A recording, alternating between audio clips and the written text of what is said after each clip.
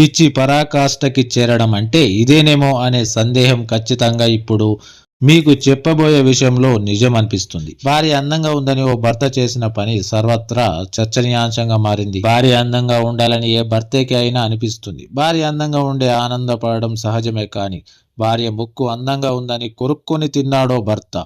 ఈ దారుణమైన ఘటన బెంగాల్లోని నదియా జిల్లాలో చోటు చేసుకుంది. ఈ ఊహించని ఘటన ఇప్పుడు దేశవ్యాప్తంగా హాట్ టాపిక్ గా మారింది.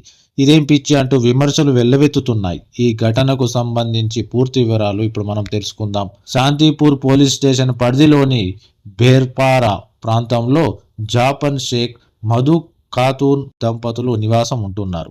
అయితే ఈ నెల 2న తెల్లవారుజామున 3 గంటల ప్రాంతంలో బాపన్ షేక్ ఇంట్లో మధు ఖాతూన్ గట్టిగా కేకలు వేయడం స్థానికులు గమనించారు. దీంతో చుట్టుపక్కల వారు ఇంటి వద్దకు వెళ్లి పరిశీలించగా ఇంట్లో నుంచి గట్టిగా ఏడుస్తూ బయటకు వచ్చింది. ఆమె ముక్కు నుంచి తీవ్ర రక్తస్రావం కావడంతో ఆమెకు ఆసుపత్రిని తరలించి చికిత్స అందించారు. ఏం జరిగిందని విచారించగా భర్త తన ముక్కును కొరుక్కు తిన్నాడని ఆమె చెప్పడంతో వారంతా కంగు తిన్నారు.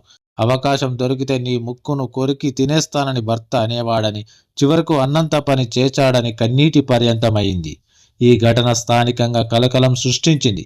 ఈ దారుణంపై తన తల్లితో కలిసి మధు ఖాతూన్ శాంతిపూర్ పోలీసులకు ఫిర్యాదు చేయడంతో విషయం బయటకు వచ్చింది. దీంతో ఆమె భర్తను అరెస్ట్ చేసినట్లు సమాచారం.